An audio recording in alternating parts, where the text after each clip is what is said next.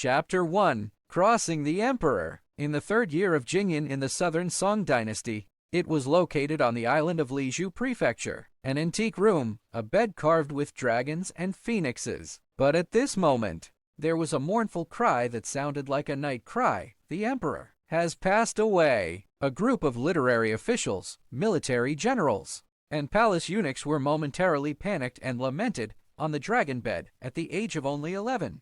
Zhao Zi of Song Zhuanzong described himself as thin, with deep sunken eyes and a blue and purple complexion that had lost his breath. In front of the bed, the most favored maid, Yinger, knelt trembling, with 2 lines of clear tears silently sliding down her cheeks. The young emperor is the one who truly dotes on her. And just as Yinger was heartbroken, Xiao Shi, the already breathless Song Zhuanzong on the bed, suddenly sat up, his eyes wide open, as if pretending to be a corpse. The eunuch Li Yuanxiu, who was crying beside Tao, looked like a rooster being pinched by his neck stretched out long and unbelievably at Zhao Shi sitting up. His sharp voice was instantly stuck in his throat, making a gurgling sound. The several imperial doctors on the side were even more like seeing a fierce ghost. The cries that filled the room quietly remained silent, and an extremely eerie atmosphere gradually spread.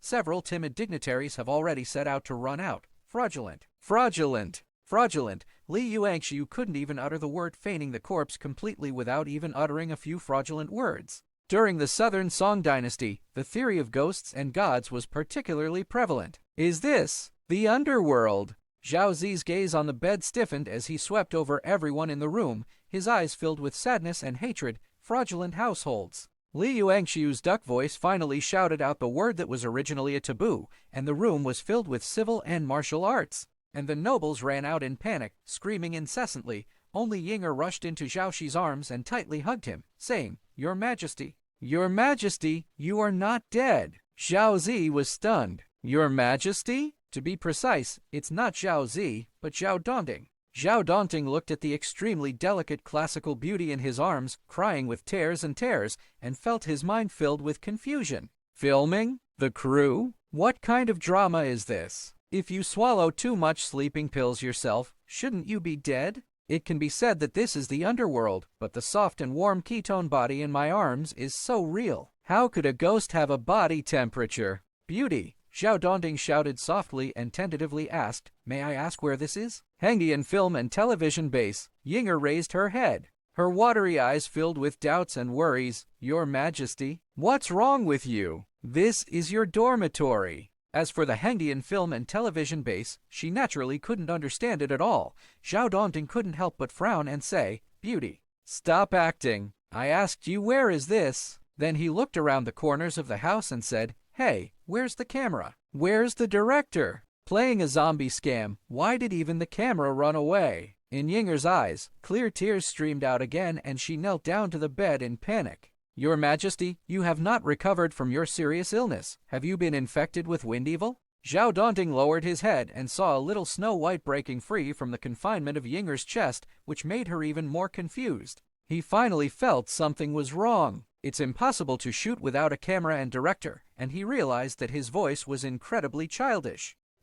You, he tried to say to more words, his eyes already full of confusion, and then got out of bed and walked to the copper mirror inside the room, looking into the mirror, completely stunned. He was originally a young man, but at this moment, in the bronze mirror, he was a child in his teens who seemed to be rapidly ill. Have I traveled? He rubbed his face vigorously, feeling a burning pain. Looking at my own body shape again, even though my face can change, can my figure still change? Have I really traveled? And became an emperor? It took Zhao Dongting a while to regain his composure. I started from scratch and set up a media company with a valuation of tens of millions, but in the end, I was tricked into ruin by my beloved and my good brother conspiring. I was even forced to swallow the entire bottle of sleeping pills by them. And I didn't want to die. Unexpectedly, I passed through after death. Although this is too bizarre, my face, figure, and voice have all completely transformed into children. What else is impossible?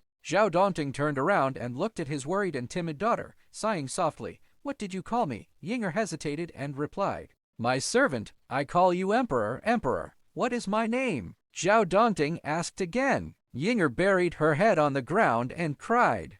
I dare not call the Emperor's name directly. Xiao Dongding waved his hand and said, "It's okay. If I ask you to tell me, I won't blame you." After speaking, he suddenly felt a headache, and a thick sense of exhaustion surged up. What kind of sick emperor is this? He quickly moved to bed and lay down. Yinger's beautiful eyes followed him all the time. Seeing him lying on the bed, she quickly got up and helped him tuck in the blanket. The 5-claw golden dragon embroidery on the quilt is exquisite and elegant, shining brightly. At this moment, Xiao Dongding still felt that he was quite lucky. Although he had become a child and was still ill, having such a top-notch maid was considered unparalleled in terms of sexual fortune, wasn't it? Looking at Yinger's incredibly beautiful cheeks that could be blown apart by bullets, he coughed lightly and said, "You haven't answered my question yet." Yinger furrowed her brows slightly and thought to herself, the Emperor used to call himself I. Why has he changed it to me now? She always felt that although the appearance of the Emperor in front of her had not changed,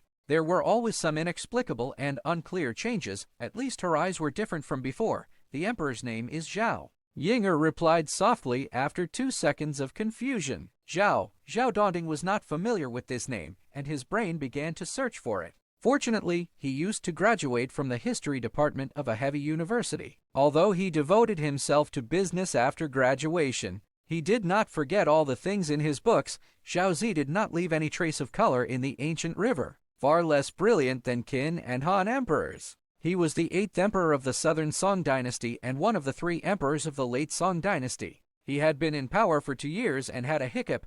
How did you cross over to this unlucky little fart child? Xiao Dongding's surprise disappeared instantly, and his heart felt a bit bitter. Then he asked, "What year is it now?" Yinger was even more puzzled in her eyes, but she replied honestly, returning to the Emperor, "It is now 3 years since Jingyan." "What month and day?" "April 15th. Sleeping slot." In Yinger's extremely surprised expression, Xiao Dongding angrily cursed. "Is the 15th day of April in the 3rd year of Jingyan the day when Zhao Zi, Emperor Zhuanzong of Song, died of illness? I actually crossed over a dead person. Moreover, according to historical records, within 3 years of Jingyan's passing, the southern Song court was destroyed by the Yuan dynasty. Did you cross, or did you have to be killed by the Yuan army?" Xiao Dongding had countless grass mud horses rushing past in his heart, and then asked Yinger, "Is this a state island?" Yinger knelt on the ground and nodded softly. The Emperor said exactly. "It's over. It's over." Xiao Dongding felt extremely bitter in his heart.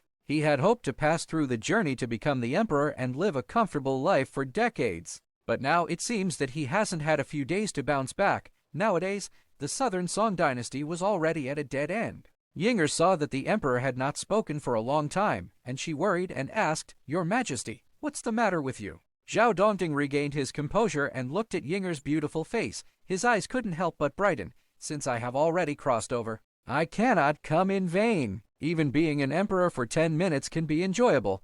He waved his hand and said, "You go and close the door. The eunuchs and royal relatives who had previously fled in a hurry have not dared to come back yet." Yinger couldn't understand, but she still took small steps to close the door. She is really well behaved. When she returned to the bed, Xiao Dongding patted the empty space next to her and said, "Lie down and serve me. I'll rest." "Yes." Yinger responded softly and slowly withdrew her skirt, then lay down next to Xiao Dongding, shyly wrapping herself in a blanket. Xiao Dongding looked at Yinger's snow-white belly pocket and couldn't help but scratch her eyebrows. "Am I going too far in this way?" "No matter. Anyway, I can't go through this trip in vain." After intense ideological struggle, his hand slowly groped towards Yinger's waist and abdomen. Encountered, the gentle touch only made Xiao Dongding feel a strong sense of guilt in his heart, but at the same time, he felt an abnormal stimulation. Yinger looks 18 or 9 years old, not a child anymore. She was originally a bed-warming maid, so there's nothing wrong with her own behavior, right? "Your Majesty." Yinger's face was flushed, even her voice began to tremble. Her long eyelashes flickering and her tense and charming appearance was overwhelming. Xiao Dongding remained silent and slowly groped upwards with his right hand.